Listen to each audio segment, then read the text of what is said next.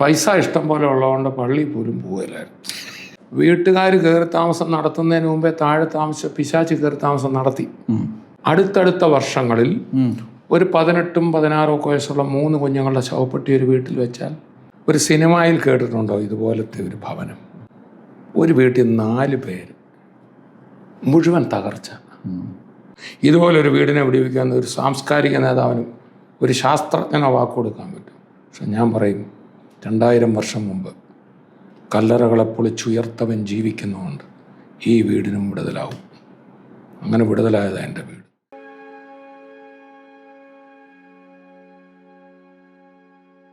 Hallelujah ന്യൂസിലേക്ക് വീണ്ടും സ്വാഗതം. ഇന്ന് നമ്മുടെ കൂടെ തോമസ് ഊട്ടി ബ്രദറുണ്ട്. കഴിഞ്ഞ ദിവസങ്ങളിൽ തങ്കു ബ്രദറുമായി നടത്തിയ അഭിമുഖം നിങ്ങൾ കണ്ടല്ലോ. ആ അഭിമുഖത്തിൽ തങ്കു ബ്രദർ തന്നോട് കൂടെ ഒരു സുവിശേഷകൻ, വളരെ നീളമുള്ള ഒരാൾ വന്ന കാര്യം സൂചിപ്പിക്കുന്നുണ്ട്. അത് ഈ തോമസ് ഊട്ടി ബ്രദറാണ്. ശരിക്കും ഹെവൻലി ഫീസ്റ്റിൽ രണ്ടാമനെന്ന് നമുക്ക് വിളിക്കുവാൻ പറ്റുന്ന ആളാണ് തോമസ് ഊട്ടി ബ്രദർ.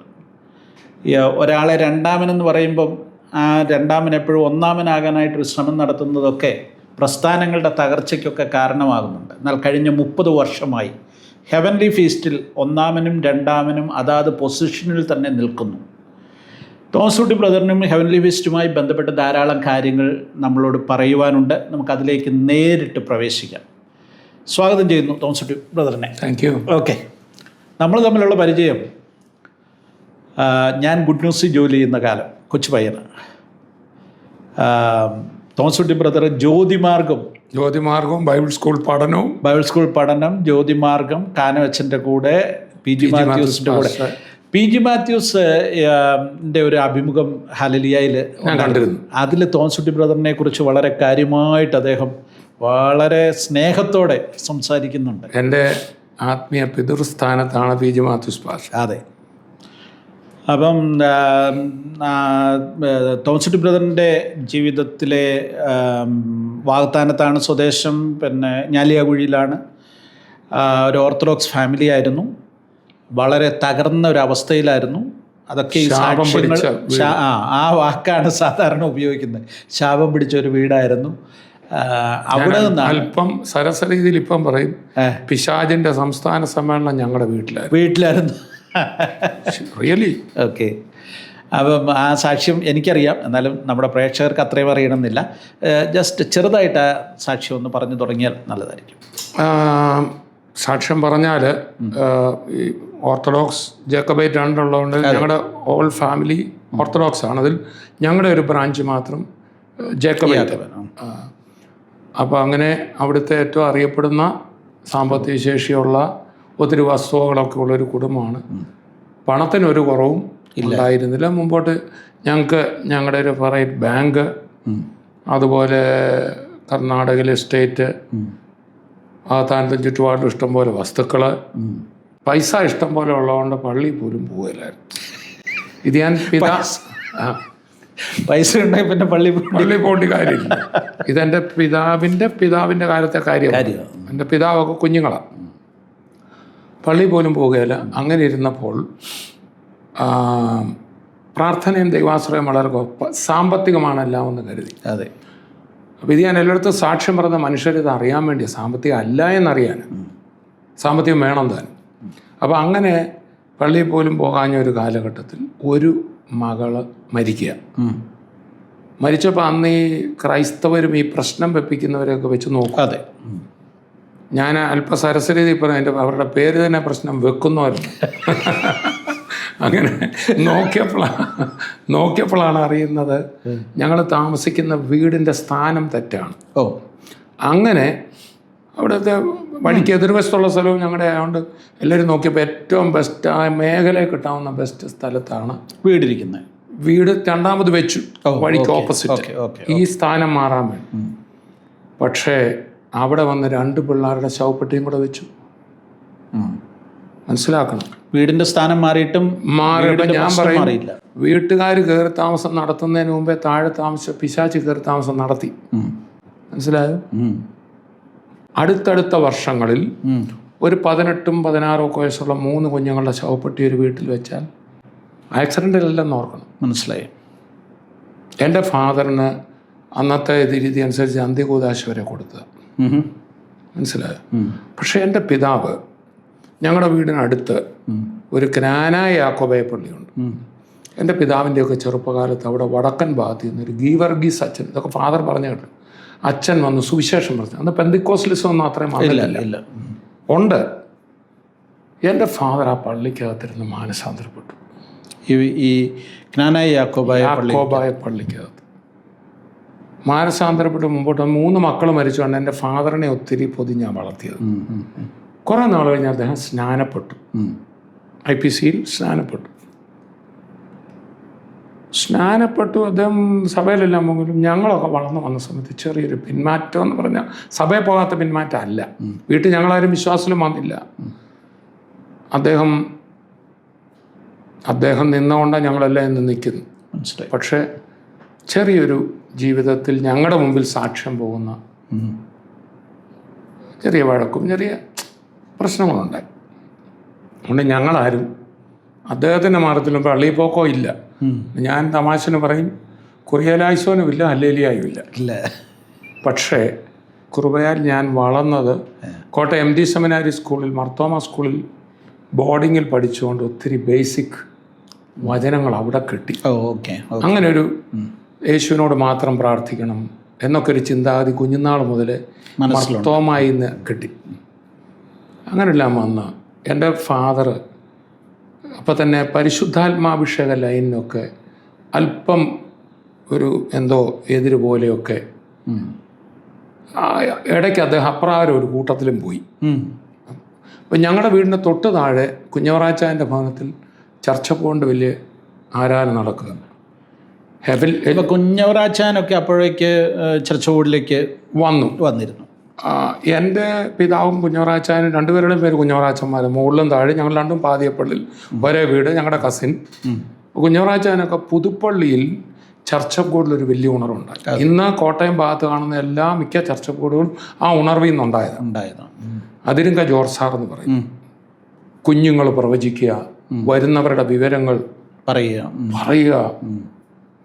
അത്ഭുതങ്ങളാണ്, ഭയങ്കര മിറക്കിൾസ്. അങ്ങനെ അത് കുഞ്ഞവറാച്ചായൻ്റെ ഭാഗത്താണ്. സത്യത്തിൽ ഈ നമ്മൾ തുടക്കം പറയുമ്പോൾ തന്നെ ഈ പെന്തിക്കോസ് എന്ന് പറഞ്ഞാൽ ഈ ഇങ്ങനെയുള്ള അത്ഭുതങ്ങളിലൂടെയും ഒത്തിരി മിറക്കിൾസിലൂടെ ഉണ്ടായതാണ്. ഞാൻ ഈ നാളുകളിൽ ഏറ്റവും കൂടുതൽ സാങ്കുട്ടി ബ്രദറെ ഞാൻ പറയുന്നത് അതിനെക്കുറിച്ച്.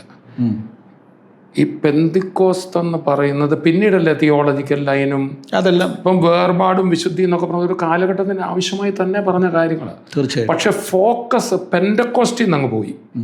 പെന്തക്കോസ്റ്റ് എന്ന് പറഞ്ഞാൽ അഭിഷേകവും കുർബാവരങ്ങളുമാണ്. അതെ. നമ്മളെ ഇവിടുത്തെ എല്ലാ പെന്തക്കോസ്റ്റ് സഭകളുടെ ചരിത്രവും നോക്കൂ. റാന്നി എന്നൊരു പാസ്റ്റർ ഇറങ്ങുമ്പം കോട്ടയത്തിരിക്കുന്ന ഭൂതകളവും. മനസ്സിലായി. പുതുപ്പള്ളി സഭയിലുണ്ടായ ഉണർവിൽ കുഞ്ഞുങ്ങൾ പ്രവചിക്കും. കുഴപ്പം കാണിച്ചേച്ച് വന്ന ആളുടെ കാര്യം കുഞ്ഞുങ്ങളും, മകനെ നിൻ്റെ വലത്തെ പാൻറ്റിൻ്റെ പോക്കറ്റിൽ കിടക്കുന്ന 10 രൂപ നോട്ട് നീ കൈക്കൂലി വാങ്ങുമ്പോൾ എൻ്റെ ആത്മാവ് നിന്നെ കാണുന്നുണ്ടായിരുന്നു പറഞ്ഞ ഉണർവ്.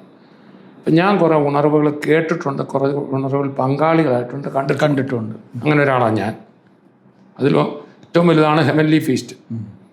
അപ്പം ഞാൻ ഈ കുഞ്ഞവറാച്ചായനൊക്കെ പറഞ്ഞു കേട്ട പല ഉണർവ് തെങ്ങയിലച്ഛൻ എന്ന് കേട്ടു. തെങ്ങയിലച്ഛനെ എനിക്കറിയാം, ഞാൻ നേരിട്ട് കണ്ടിട്ടുണ്ട്. ഞങ്ങൾ ഒന്നിച്ചൊരു വേദിയിൽ ഒന്നിച്ച് പിന്നെ പ്രസംഗിച്ചിട്ടുണ്ട്. അദ്ദേഹം ഞാൻ പ്രസംഗിച്ചു കഴിഞ്ഞാൽ അദ്ദേഹം പ്രസംഗിച്ചിട്ടുണ്ട്. ഈ തെങ്ങയിലച്ഛൻ്റെ കൂടെ ഞാൻ ഉഴപ്പി നടന്ന കാലത്ത് കുറച്ചാൾ തോറ്റ് തിരുവനന്തപുരത്ത് പഠിക്കാൻ പോയപ്പോൾ അദ്ദേഹത്തിൻ്റെ കൂടെ താമസിച്ചത്. ഓ, അത് ശരി. അന്ന് അദ്ദേഹം പിന്നെ തിരിച്ച് യാക്കോബായിലേക്ക് പോയി. അപ്പം അദ്ദേഹത്തിൻ്റെ ഉണർവ് ഈ തിരുവല്ലായിൽ ഞാൻ ഈ യാക്കോബായി പോയി കഴിഞ്ഞാണ് ഞാൻ പുള്ളിയുടെ കൂടെ ഒരു എക്യുമെനിക്കൽ മീറ്റിങ്ങിൽ ഒന്നിച്ച് പങ്കെടുക്കുന്നത്. ശരി.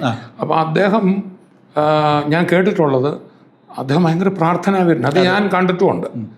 പ്രാർത്ഥിച്ച് കുർബാന ചൊല്ലുമ്പോൾ അന്യഭാഷ പറയും.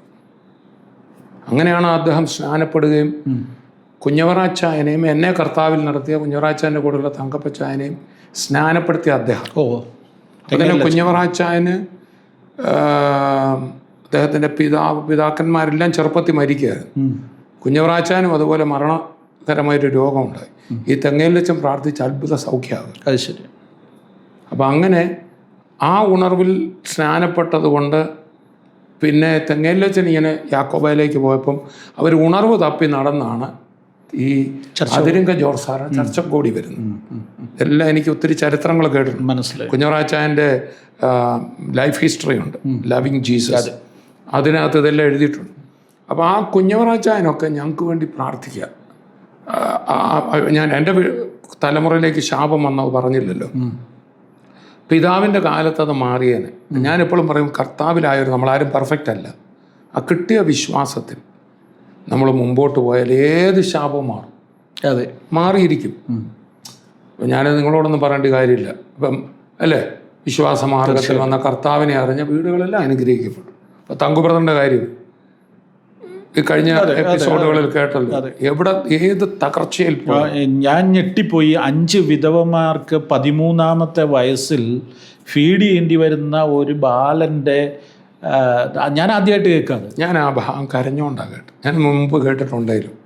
അപ്പോൾ അങ്ങനെ ഫാമിലി ഫീസ്റ്റിൽ തന്നെ വരുന്ന എത്രയോ ഭവനങ്ങൾ നശിച്ച് തകർന്നത്. അതിപ്പം തിരുവല്ല, കുമ്പനാട്, ഇതെല്ലാം നമ്മൾ ബന്ധുക്കോസ്ത എന്തിൻ്റെ മർത്തോമ ഒക്കെ നോക്കിയാൽ അന്ന് കർത്താവിലേക്ക് വന്ന മുഴുവൻ തലമുറ അനുഗ്രഹിക്കപ്പെടും. തീർച്ചയായിട്ടും സംശയമാണ്. അപ്പം ഞങ്ങളുടെ വീട്ടിലും അനുഗ്രഹം ഉണ്ടാകേണ്ടത്. പക്ഷേ എൻ്റെ പിതാവ് ആ പിന്മാറ്റ സമയത്ത് ഈ ശാപം എൻ്റെ തലമുറയിലും വന്നു. എൻ്റെ ഒരു പെങ്ങളുടെ 2 കിഡ്നിയും പ്രവർത്തിക്കാതെ ആയി ഡയാലിസിസിന് വിധേയമായി 10 വർഷത്തോളം.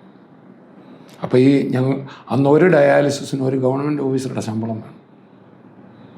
നമ്മൾ ഈ പണമെന്ന് പറഞ്ഞ ഒഴുകാൻ 1 മിനിറ്റ് മതി. മനസ്സിലായോ? 5-ാം ദിവസം ശ്വാസം മുട്ടാൻ തുടങ്ങും ചെയ്തില്ലെങ്കിൽ. അപ്പോൾ എൻ്റെ അടുത്ത പെങ്ങൾ ഒരു മരണ വീട്ടിൽ പോയി ഒരു ഭയം ബാധിച്ച് മാനസിക അസ്വസ്ഥതയായി. അത് വളരെ വർദ്ധിച്ച് വീട്ടിൽ നിന്ന് ഇറങ്ങി ഓടുന്നൊരു സ്ഥിതി ഉണ്ടായി. ആ സമയത്ത് തന്നെ ഞങ്ങൾ ബാങ്ക് ആരംഭിച്ചു. പെട്ടെന്ന് പണം വരണ്ടേ, എസ്റ്റേറ്റ് ഉണ്ട്. ഇത് രണ്ടും പ്രശ്നത്തിലായി. വീട്ടിലെന്നും വഴക്കും അലോഹ്യം. ഞങ്ങളുടെ വീട്ടിലെ വഴക്ക് കേൾക്കാൻ നാട്ടുകാർ വന്ന്, അതാ ഞാൻ പറഞ്ഞ് പിശാചിൻ്റെ സംസ്ഥാന സമ്മേളനം നടന്ന വീടാണ്. 2 പേര് 2 മുറി, 2 മക്കൾ. പഠിത്തം നിർത്തി, 2 പെൺമക്കൾ.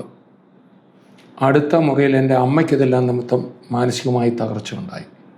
ഗ്രാൻഡ് ഫാദർ തളർന്നു കിടക്കുന്നു. വല്ലാത്തൊരവസ്ഥ. കോട്ടയം MG സ്കൂളിൽ എൻ്റെ ക്ലാസ്സിൽ എന്നും ഞാനായിരുന്നു ഫസ്റ്റ്. ഞാനൊരു ഡോക്ടറാണെന്ന് പ്രതീക്ഷിച്ചു. ചങ്ങനാശ്ശേരി SB കോളേജിൽ വന്ന് വഴിതെറ്റി. ഞാനിപ്പോഴും പറയാം, പിശാചൊരു വീട്ടിൽ കയറി എല്ലാവരുടെയും മേത്ത് കയറും. ഞാൻ ക്ലാസ്സിൽ പോകത്തില്ല. ചീട്ട് കളിയും കള്ളും കഞ്ചാവും ഒക്കെ ആയിട്ട് പോലീസ് സ്റ്റേഷനിൽ വരെ കയറി തല്ലുകൊണ്ട് ഒരു തോറ്റു. ഞാൻ ഡിഗ്രി ആർക്ക് വിശ്വസിക്കാൻ പറ്റും. അങ്ങനെ തിരുവനന്തപുരത്ത് പോയി അത് പഠിക്കാൻ വേണ്ടി പോയതാണ്. അവിടെ വെച്ച് തെങ്ങല്ലച്ചനെ കാണുന്നു. അവിടെ വെച്ചാണ് പോലീസിൻ്റെ തല്ലുകൊണ്ട് അങ്ങനെ തകർന്നൊരു വ്യക്തിയാണ്.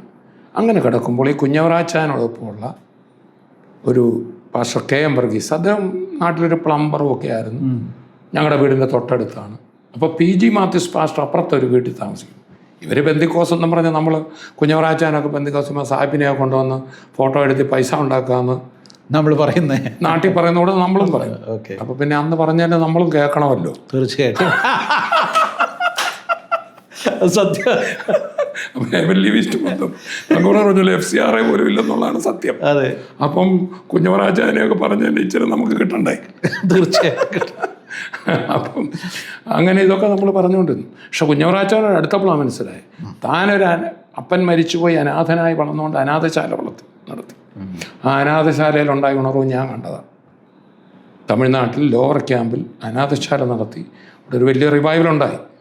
കുഞ്ഞുങ്ങൾ പ്രവചിക്കാൻ തുടങ്ങി. അവിടുത്തെ വാർഡൻ പിള്ളേരെ കൂട്ടിയിരുത്തി പ്രാർത്ഥിച്ചത്. തമിഴ് പിള്ളേർ അന്യഭാഷ പറയാൻ തുടങ്ങി. നാളുകളോളം നീണ്ടു നിന്നു.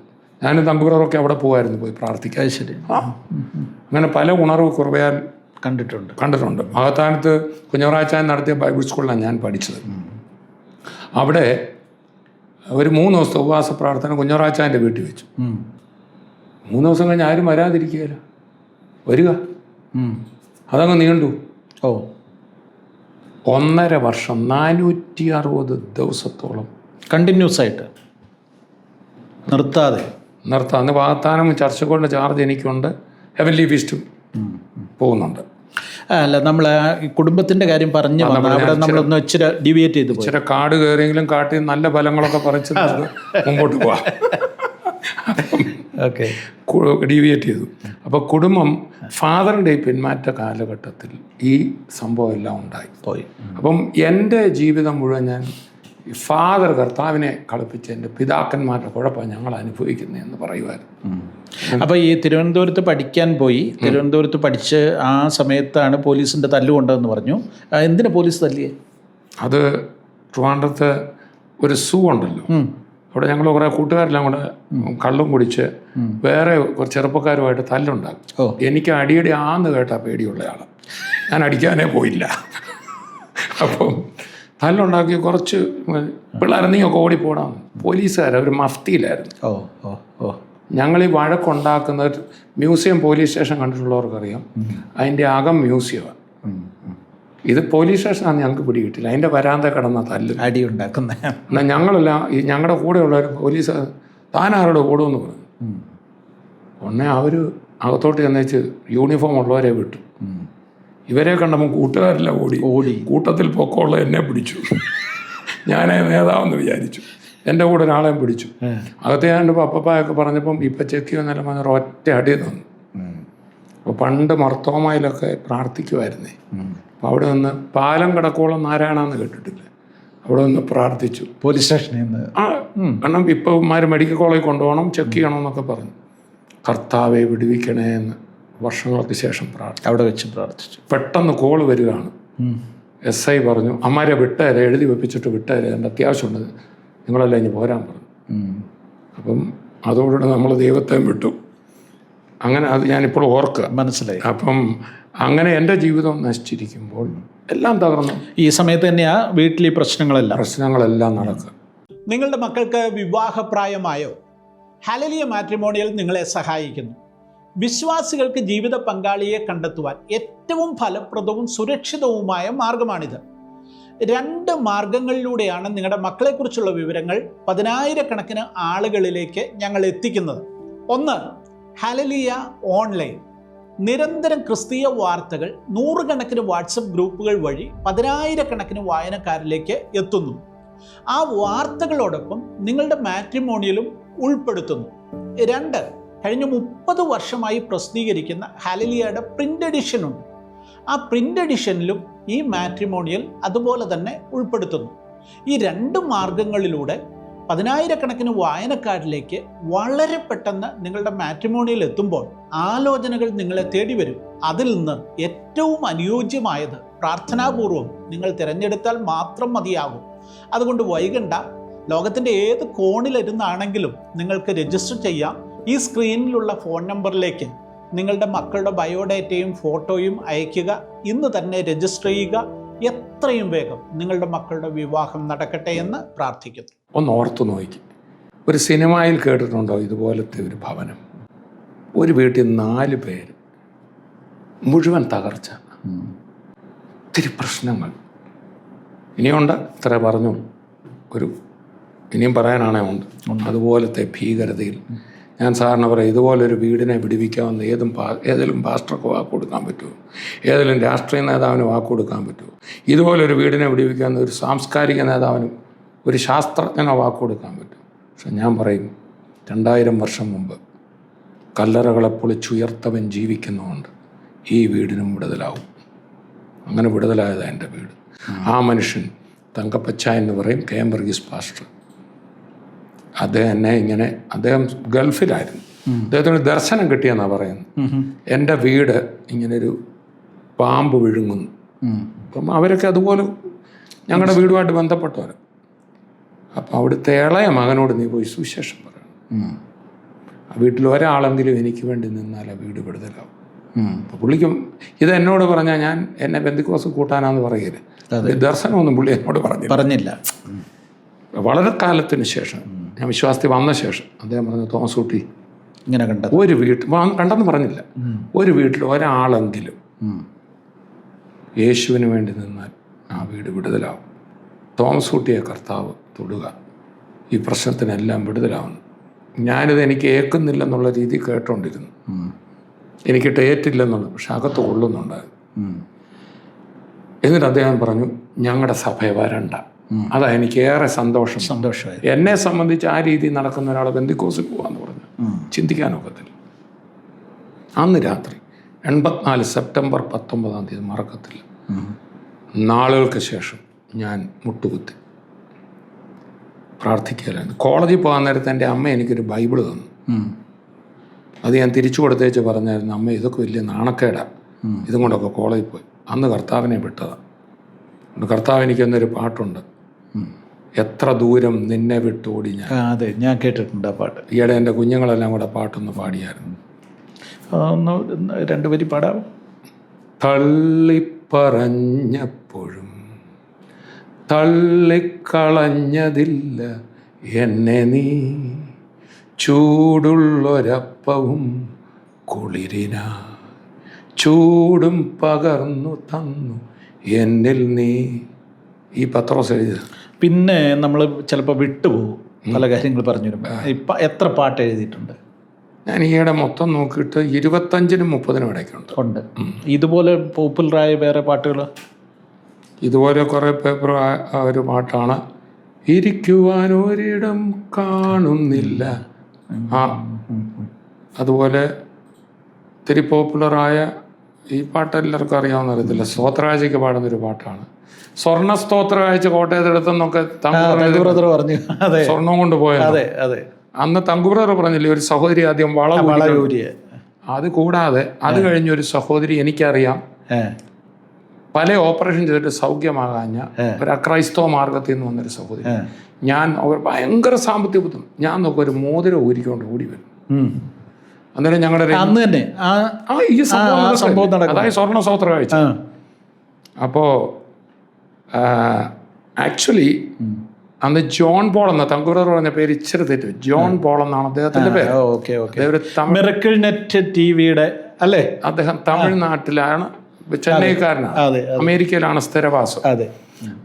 അദ്ദേഹത്തിന് നമ്മുടെ കോട്ടയത്ത് മെരിയൻ സ്കൂളിലല്ലേ നമ്മുടെ മക്കളൊക്കെ, അവിടുത്തെ പ്രിൻസിപ്പളൊക്കെ ആയിട്ടുള്ള കണക്ഷനിലാണ് വന്നത്. തോമസുട്ടി ബ്രദറിന്റെ മോനും എൻ്റെ മോനും ഒക്കെ ഒന്നിച്ച് പഠിച്ച. യെസ്. അപ്പം അവിടെയാണ്, അങ്ങനെയാണ് ആ ബന്ധത്തിലാണ് വന്നപ്പം അപ്പം ഞങ്ങളെല്ലാം ഓർത്തു ഇദ്ദേഹം വരുമല്ലേ, അമേരിക്കക്കാരൻ പൈസ തരും, നമുക്ക് വസ്തു മേടിക്കണ്ടേ. അതെ. പക്ഷെ പുള്ളിക്കാരൻ പൈസ കൊടുക്കുന്നത് എങ്ങനെയാണെന്നാ പഠിപ്പിച്ച്. പുള്ളി അകത്തിൽ നിന്ന് 550 രൂപയുടെ ഒരു കെട്ടിഞ്ഞെടുത്തു. കെട്ടിഞ്ഞെടുത്തിട്ട് അമേരിക്കയിൽ റിസഷൻ കാലത്ത് വലിയൊരു ഗ്യാസ്, ഈ പെട്രോൾ സ്റ്റേഷനൊക്കെ ഉള്ളൊരു, ഇന്നല്ലോ അമേരിക്കയിലെ ഏറ്റവും പ്രസിദ്ധമായ കമ്പനിയിലാണ്, പാവങ്ങൾക്ക് കൊണ്ട് എന്ത് ചെയ്യുമായിരുന്നു, ഡോളർ കൊടുക്കുമായിരുന്നു എന്ന് അമേരിക്കയിൽ നടന്നൊരു സംഭവം തങ്കുബ്രദർ പറഞ്ഞപ്പോൾ ഇത്രയും കാര്യം ഓർത്തില്ല. കൊടുക്കുമായിരുന്നു എന്ന് പറഞ്ഞ് പുള്ളി എന്ത് ചെയ്തു, ഇറങ്ങി ആൾക്കാർക്ക് ഇങ്ങനെ കൊടുക്കുക. അന്നേരമാണ് ഈ പറഞ്ഞ സഹോദരി വളയെ ഒരുക്കൊണ്ട് വരും. അതാണ് ഇവിടുന്ന്. ഞാൻ തങ്കുബ്രദറിനോട് ചോദിക്കാൻ വിട്ടുപോയി, അന്നൊരു 100 പവൻ കിട്ടിയോ? അന്ന് എൻ്റെ ഓർമ്മ ശരിയാണ്, നമ്മൾ ആദ്യം അഡ്വാൻസ് കൊടുക്കേണ്ടത് 10 ലക്ഷം രൂപയാണ്. സാമ്പത്തികമായിട്ടുള്ള എൻ്റെ ഓർമ്മ ശരിയാണെങ്കിൽ പൈസയും ഓഫർ ചെയ്തു, ഇതെല്ലാം കൂടെ ഈ അഡ്വാൻസ് കൊടുക്കാനുള്ള പൈസ കിട്ടി, മുഴുവൻ കിട്ടി. 10 ലക്ഷം രൂപ അടുത്ത് വേണം. അത് ഈ സ്വർണം എന്ന് പറയുന്നത് ചാക്കൊന്നും വീണില്ല,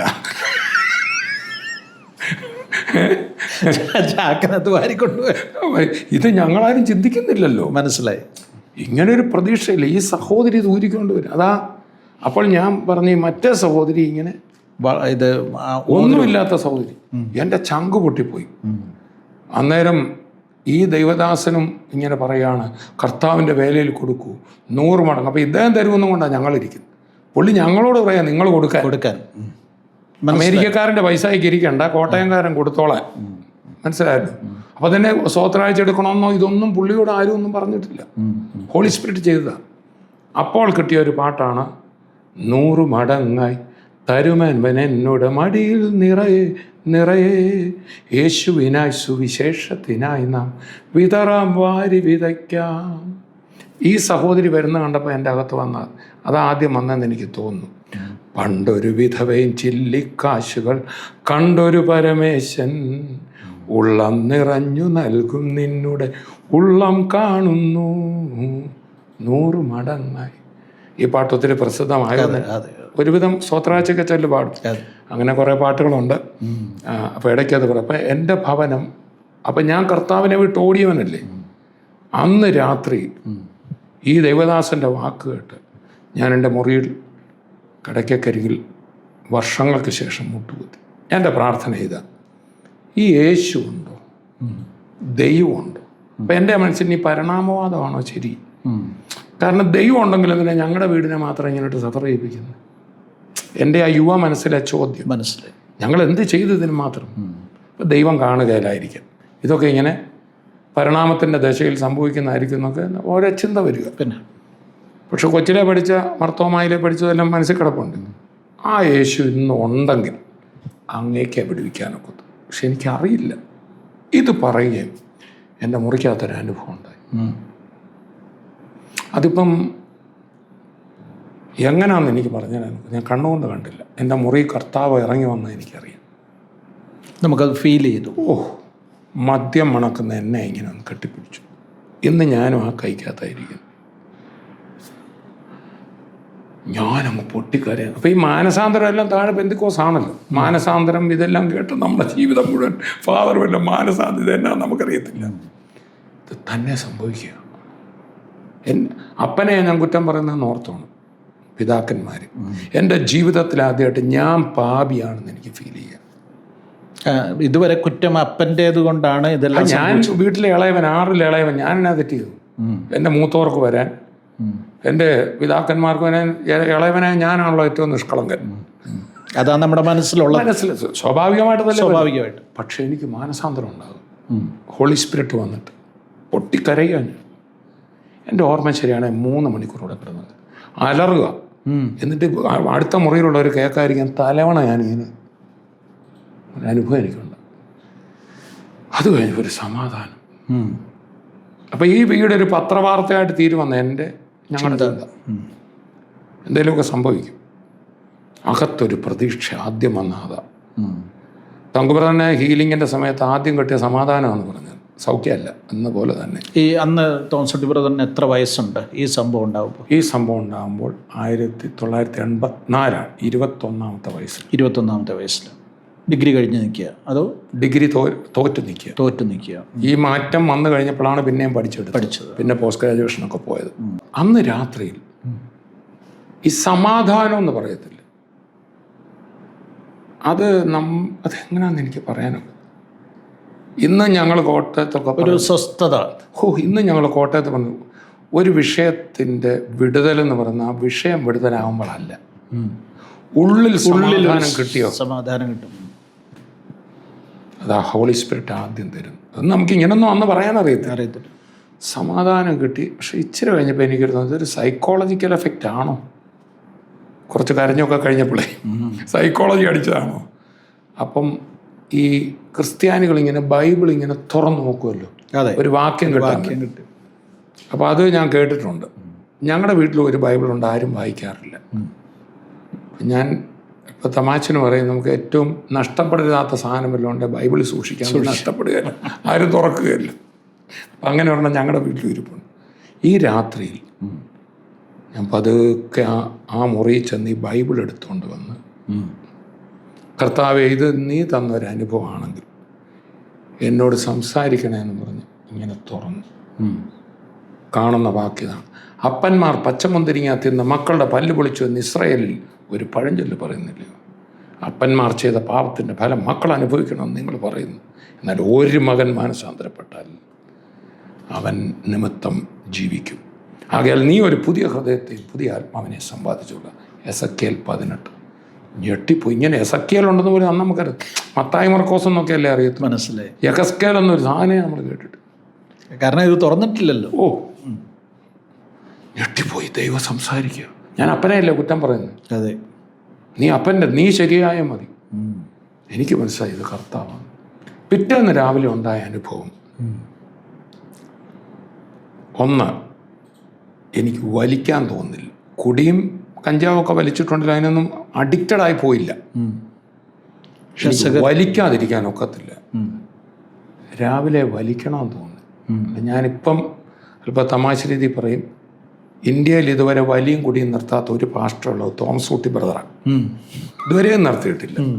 അത് രണ്ടും എന്നെ നിർത്തി അങ്ങ് പോയി. ഇനി നീയുമായിട്ട് ഒരു കമ്പനി ഇല്ല. നമുക്ക് തോന്നുന്നില്ല. തോന്നുന്നില്ല. നമുക്ക് മാറ്റം ഉണ്ടായപ്പം അത് ഈ വീണ്ടും ജനനം എന്നൊക്കെ നമ്മൾ കേട്ടിട്ടുണ്ട്.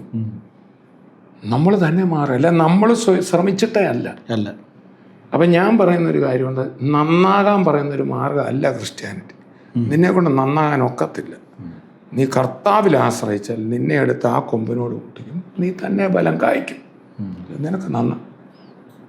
ലോകത്തിലെ എല്ലാം കാട്ടൊലിവായ നിന്നെ നാട്ടൊലിവോടൊട്ടിച്ചു എന്നൊക്കെ പറയുന്നത് അത് തന്നെ. അതാ, നമ്മളെ കൊണ്ട് ഒക്കത്തില്ല. അതല്ലേ ക്രൈസ്റ്റ് ചെയ്യുന്നത്. അപ്പം അതിൻ്റെ ജീവിതത്തിൽ വന്നു, മാറ്റം വന്നു. ഒരു മാറ്റവും വീട്ടിൽ ഒരു വിഷയത്തിനും വന്നില്ല. പക്ഷേ എൻ്റെ അകത്തൊരു സമാധാനം, ഒരു മിറക്കിൾ ഹീലിംഗ് ഉണ്ടായില്ല, ഒന്നും വീട്ടിലുണ്ടായില്ല. പ്രാർത്ഥനയ്ക്കൊന്നും പോകാനും തുടങ്ങിയില്ല, ബന്ധുക്കോസിൽ പോകാൻ പ്ലാനുമില്ല, പള്ളിയിലും പോകാറില്ല. പക്ഷെ ഞാൻ ബൈബിൾ വായന ആത്മീയത്തിലൊക്കെ വന്നു. അങ്ങനെ ബാങ്കിൻ്റെ തകർച്ചയിലാണ് ഇങ്ങനെയൊക്കെ പോയിക്കൊണ്ടിരിക്കുന്നു. ഡിഗ്രിയും പോയി. പക്ഷെ എനിക്ക് പഠിക്കാനൊക്കെ പിന്നെ ഒരു ചിന്ത വന്നു, ഒരു പ്രതീക്ഷ വന്ന് പഠിച്ചു, പാസ്സായി. അപ്പം തന്നെ അതിനടുത്ത ദിവസം എൻ്റെ ബന്ധത്തിലുള്ള ഞങ്ങളുടെ കുടുംബത്തിൽ പെന്തിക്കോസിലുള്ള കുഞ്ഞറാച്ചായൻ്റെ കൂടെയുള്ള ഒരു വീട്ടിൽ ഈ അച്ചായൻ എന്നെ അവിടെ പ്രാർത്ഥന ഉണ്ട്, അവിടെ വരെ വരാൻ പറഞ്ഞു. അവിടെ ചെന്നപ്പോൾ എന്നോട് സുവിശേഷം പറഞ്ഞ അച്ചായൻ എന്ന് വചനം പറയുകയാണ്. എനിക്ക് ഈ അനുഭവം ഉണ്ടായതിൻ്റെ തൊട്ട പിറ്റേന്നോ അതിൻ്റെ പിറ്റേന്നോ ലൂക്കോസ് 10 യേശു 70 ശിഷ്യന്മാരെ അയച്ചു, നിങ്ങൾ വീടുകളിൽ ചെല്ലുവിൻ, ഏത് വീട്ടിൽ ചെന്നാലും ഈ വീടിന് സമാധാനം എന്ന് പറയുവിൻ, അവിടെ ഒരു സമാധാനപുത്രൻ ഉണ്ടെങ്കിൽ നിങ്ങൾ പറഞ്ഞ സമാധാനം അവന്മേൽ വസിക്കും. ഒരു പുത്രൻ, അത് തന്നെയല്ലേ നീ ഒരു മകൻ അവിടെ നിന്നാലിന്ന് എസക്കേൽ വായിച്ചു. ഞാൻ ആ വീട്ടിൽ നിന്ന് പൊട്ടിക്കരഞ്ഞു. ഞാൻ ഇങ്ങനത്തെ മീറ്റിങ്ങിനൊന്നും പോകത്തില്ല. അങ്ങനെ സമർപ്പിച്ചു, 1 കൊല്ലത്തോളം നിന്നു, പാസ്സായി. അങ്ങനെ ഇരിക്കുമ്പോൾ ഇവിടെ അങ്ങ് MSc അഡ്മിഷൻ കിട്ടാനുള്ള മാർക്ക് എനിക്കില്ലാത്തതുകൊണ്ട് അന്ന് കാൺപൂരിലോട്ട് ഒരു ഒഴുക്കുണ്ട്, UP കാൺപൂരിൽ പോയി. അവിടെ ചെന്ന് ഈ കാൺപൂരിൽ പോകാൻ എന്നാ കാര്യം? അന്ന് അങ്ങോട്ടൊരു ഒഴുക്കുണ്ട് MScക്കൊക്കെ പഠിക്കാൻ, ഇവിടെ കിട്ടാത്തവർ. അങ്ങനെ പോയതാണ്.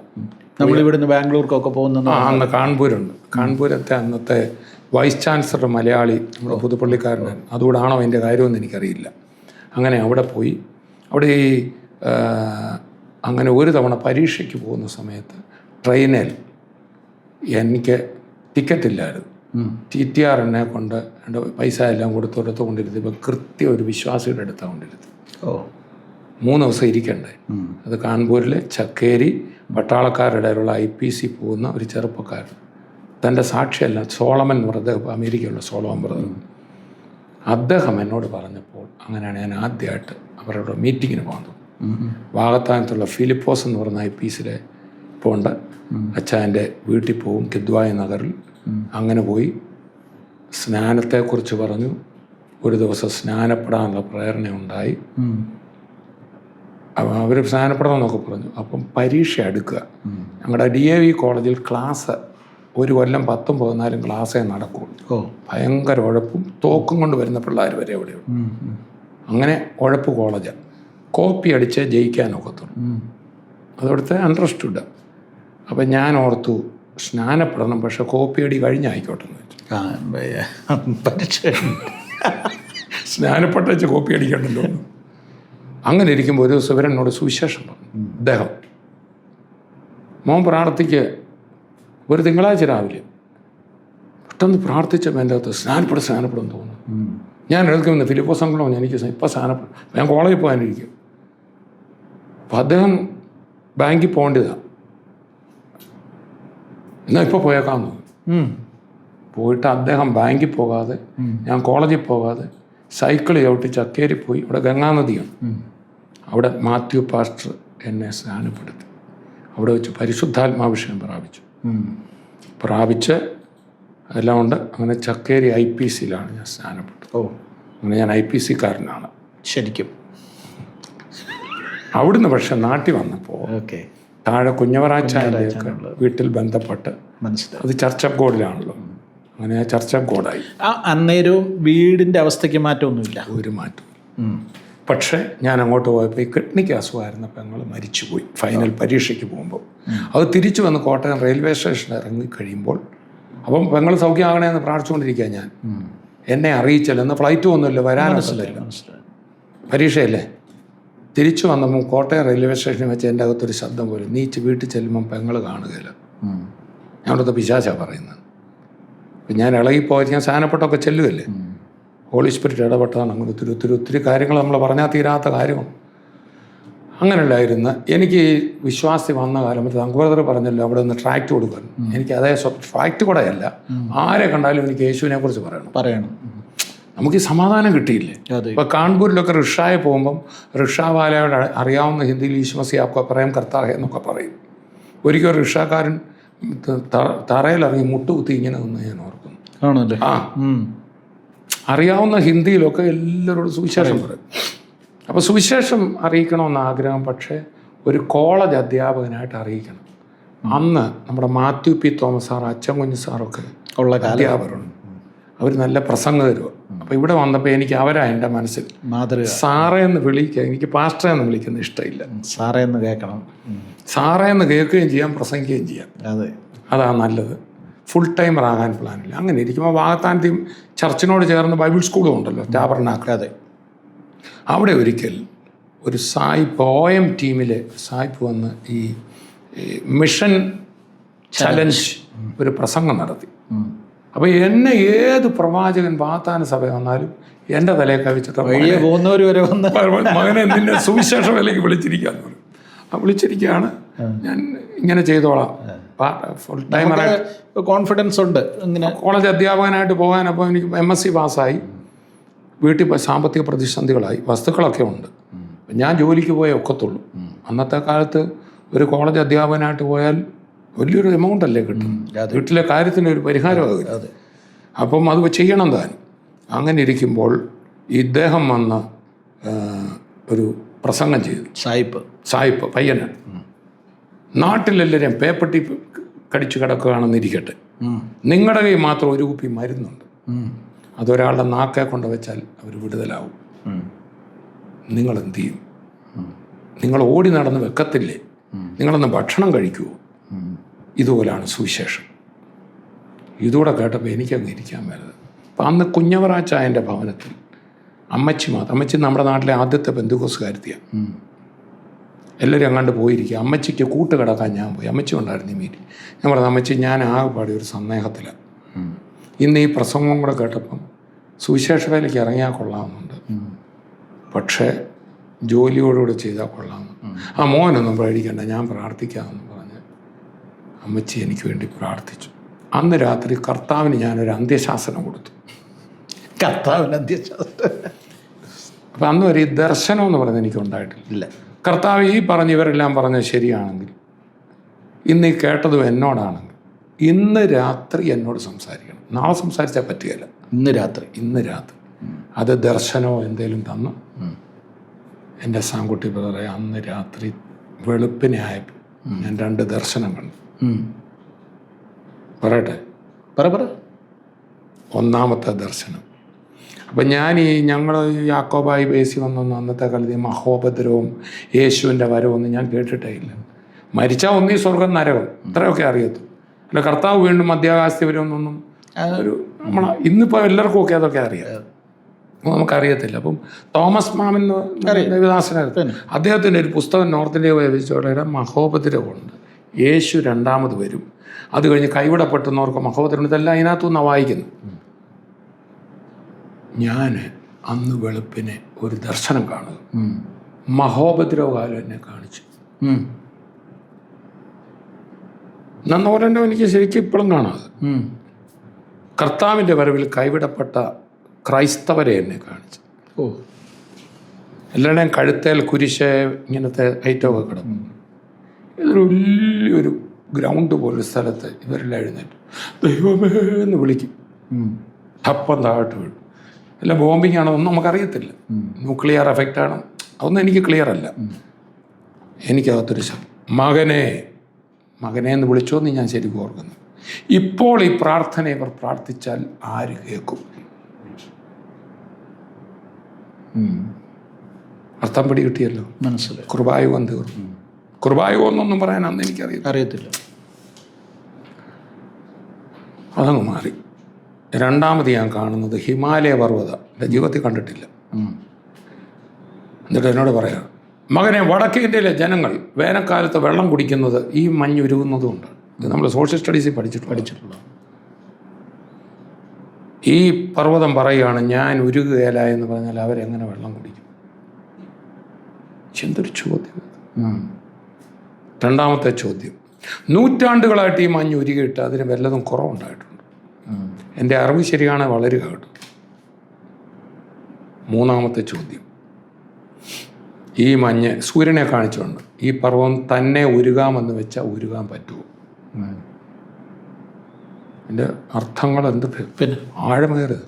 കണ്ണു തുറന്നു, മുട്ടുമടക്കി, കൈ പൊക്കി സമർപ്പിച്ചിരിക്കുന്നു പറഞ്ഞു. നേരെ പോയി ടാബർനാക്കിൾ ബൈബിൾ സ്കൂളിൽ ചേർന്നു. PG മാത്യൂസ് പാസ്റ്ററുടെ ഒക്കെ ശിഷ്യനായി. അങ്ങനെയാണ് ബൈബിൾ സ്കൂളിൽ ചേരുകയാണ് BTH. ആ പഠിക്കുന്ന കാലഘട്ടത്താണ് ജ്യോതിമാർഗം മാസിക അതിൻ്റെ എഡിറ്ററിങ് ഒക്കെ എനിക്ക് തന്നു. വീട്ടിൽ പ്രശ്നങ്ങളെല്ലാം നടക്കുകയാണ്. ആപ്പങ്ങൾ മരിച്ചുപോയി അപ്പം ഈ വീട്ടുകാർക്ക് ഈ വിശ്വാസമോ കാര്യങ്ങളോ അതിലേക്കൊക്കെ വന്നോ? അപ്പോൾ എൻ്റെ ഈ മാറ്റം എൻ്റെ അമ്മയ്ക്ക് മാറ്റം കൊണ്ടു. അപ്പോൾ എൻ്റെ അമ്മ മുമ്പോട്ട് വന്നു, സ്നാനപ്പെട്ടു. പിതാവ് ആത്മീയ പിന്മാറ്റത്തിൽ വന്നു. മാത്രമല്ല എല്ലാ വെള്ളിയാഴ്ചയും പിന്നെ വീട്ടിൽ വിടുതൽ വേണ്ടേ? PG മാത്യൂസ് പാസ്റ്ററും അതിനുശേഷം വന്ന തോമസ് ജോർജ് പാസ്റ്ററും എല്ലാവരും ഞങ്ങളുടെ വീട്ടിൽ വാകത്താന ചർച്ച് കൂട് സഭ വന്ന് പ്രാർത്ഥിക്കുന്നു. അങ്ങനെ ഇരിക്കുമ്പോൾ തോമസ് ജോർജ് PG മാത്യൂസ് പാസ്റ്റർ കുമ്പനാട്ടോട്ട് പോയി. തോമസ് ജോർജ് പാസ്റ്റർ ഇരിക്കുന്ന കാലത്ത് എൻ്റെ ബന്ധത്തിലുള്ള എൻ്റെ ഒരു കസിൻ സിസ്റ്ററൊക്കെ അയർക്കുന്ന മറ്റക്കര താമസിക്കും. അവരിവിടെ വന്ന് സ്നാനപ്പെട്ടു. പക്ഷെ അവർക്ക് വലിയ സാമ്പത്തിക പ്രതിസന്ധി, എല്ലാ ആഴ്ച ഇങ്ങോട്ട് വരാൻ മേല.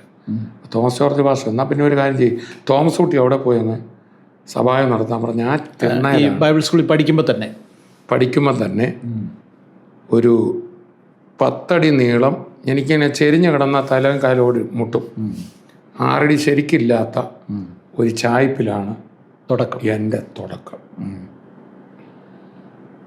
അവിടെ കിടന്ന് ഇവിടെ ബൈബിൾ സ്കൂളിൽ വരും, അവിടെ പോകും. അവർക്ക് വലിയ സാമ്പത്തിക പ്രതിസന്ധികളുണ്ട്. അവിടെ സുവിശേഷ വേലയും തുടങ്ങി. വീട്ടിലെ പ്രശ്നങ്ങളെല്ലാം ഉണ്ട്. ജീവിതത്തിൽ കൂടുതൽ സമയം ബൈബിൾ സ്കൂളിലും മാസികയും പരിപാടിയൊക്കെ ആയിട്ട് പോവുക. ഇങ്ങനെയൊക്കെ പോകും എന്ന് മാത്രമേ എൻ്റെ ജീവിതത്തിൽ എക്സ്പെക്റ്റേഷൻ അന്നുള്ളൂ. വലിയ സ്വപ്നങ്ങളൊന്നുമില്ല. പിന്നെ സ്വപ്നങ്ങളിലേക്കൊക്കെ വന്നത് തുടർന്ന് പറയാം. തോമസ് കുട്ടി ബ്രദറിൻ്റെ ജീവിതത്തിലുണ്ടായ രൂപാന്തരത്തിൻ്റെ കഥയാണ് നമ്മൾ ഇതുവരെ കേട്ടത്. തകർന്ന ഒരു കുടുംബം, ആ കുടുംബത്തിൽ നിന്ന് ഒരു മകൻ കർത്താവിന് വേണ്ടി നിൽക്കുവാൻ തീരുമാനിച്ചപ്പോൾ ദൈവം ആ കുടുംബത്തിൻ്റെ അവസ്ഥയ്ക്ക് മാറ്റം വരുത്തുന്നു. വലിയ രൂപാന്തരമുണ്ടാകുന്നു. അദ്ദേഹം ബൈബിൾ കോളേജിൽ ചേർന്ന് പഠിക്കുന്നു. ചർച്ച് ഓഫ് ഗോഡിൻ്റെ ഒരു പുതിയ പ്രവർത്തന സ്ഥലത്ത് പോയി പ്രവർത്തിക്കുവാൻ തുടങ്ങുന്നു. ഇതുവരെയാണ് കഴിഞ്ഞ എപ്പിസോഡിൽ നമ്മൾ കേട്ടത്. അവിടെ നിന്ന് ആണ് പിന്നീട് അദ്ദേഹത്തിൻ്റെ ജീവിതത്തിലുണ്ടാകുന്ന വലിയ അത്ഭുതകരമായ മാറ്റം ഇന്ന് നമ്മൾ കാണുന്ന തോമസ് കുട്ടി ബ്രദറിലേക്ക് അദ്ദേഹം മാറുന്ന ആ കഥയാണ് അടുത്ത എപ്പിസോഡിൽ നമ്മൾ കേൾക്കുവാൻ പോകുന്നത്. ഒരു കാര്യം കൂടെ പറഞ്ഞ് ഞാൻ അവസാനിപ്പിക്കാം. ഹല്ലേലൂയ ന്യൂസ് നിങ്ങൾ സബ്സ്ക്രൈബ് ചെയ്യുക. ഈ വീഡിയോ നിങ്ങൾക്ക് ഇഷ്ടമാകുന്നെങ്കിൽ മറ്റുള്ളവർക്ക് ഇത് ഷെയർ ചെയ്ത് കൊടുക്കുക. ദൈവം നിങ്ങളെ എല്ലാവരെയും ധാരാളമായി അനുഗ്രഹിക്കട്ടെ.